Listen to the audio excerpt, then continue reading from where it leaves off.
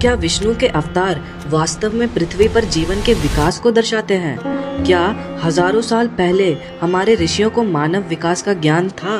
अगर हम इन अवतारों को ध्यान से देखें तो ये आश्चर्यजनक रूप से वैज्ञानिक लगते हैं। सबसे पहला अवतार था मत्स्य अवतार। यह एक मछली के रूप में थे। विज्ञान भी कहता है कि पृथ्वी पर सबसे पहला जीवन समुद्र में उत्पन्न हुआ।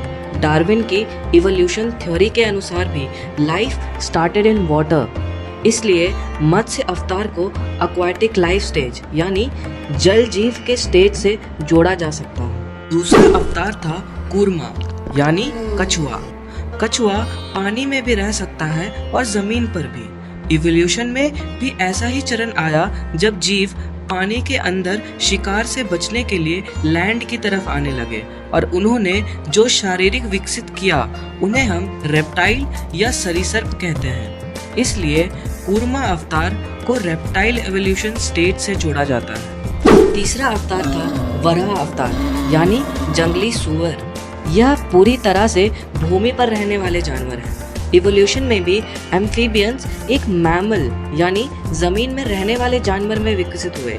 इसलिए वराह अवतार को टेरेस्ट्रियल एनिमल मतलब स्थलीय जीव से जोड़ा जाता है। चौथा अवतार था नरसिम्हा अवतार यानी आधा शेर और आधा मानव। यह एक दिलचस्प प्रतीक है। इवोल्यूशन में भी एक ऐसा समय था जब हमारे पूर्वज जानवर जैसे थे। उनका शरीर तो मानव जैसा था, लेकिन उनका शिकार करके मांसाहारी भोजन खाना, उनकी शारीरिक बल और प्रकृति में सरवाइव करने का तरीका शेर को दर्शाता है। इसलिए नरसिम्हा अवतार को animal to human transition stage यानी जानवर से मानव में परिवर्तित होने के बीच का स्टेज माना जाता है। पांचवा अवतार था वामन अवतार, एक छोटे कद का मानव।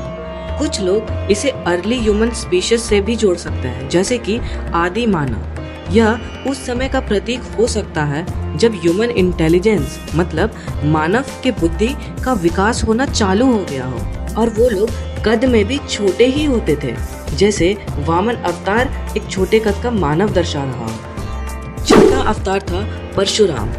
इनके हाथ में कुल्हाड़ी होती है। यह उस समय का प्रतीक माना जाता है जब मनुष्य टूल्स और वेपन्स का उपयोग करना चालू कर दिए। सातवां अवतार श्री राम। यह नैतिकता, समाज और धर्म का प्रतिनिधित्व करते हैं। यह उस स्टेज को दिखाते हैं जब मानव समाज में रूल्स, एथिक्स और किंगडम्स विकसित हो गए हो। आठवें अवतार थे श्री कृष्ण। उन्होंने जीवन का गहरा ज्ञान दिया, खासकर भगवत गीता के माध्यम से।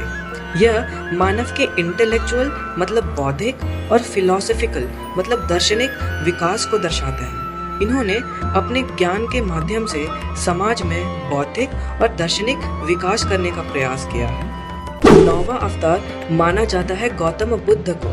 यह इनर अवेकनिंग मतलब आंतरिक जागरण और कंपैशन मतलब करुणा का प्रतीक है। यह मानव की स्पिरिचुअल इवोल्यूशन मतलब आध्यात्मिक विकास को दर्शाते हैं। अंतिम अवतार होगा कल्कि। यह भविष्य में आएगा।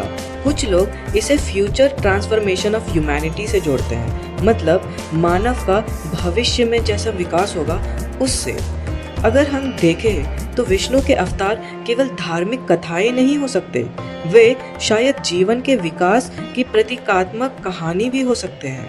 क्या ये केवल संयोग है या हमारे प्राचीन ऋषियों को इवोल्यूशन का ज्ञान था? इस बारे में आपकी क्या राय है? कमेंट सेक्शन में जरूर लिखें। श्री हरि।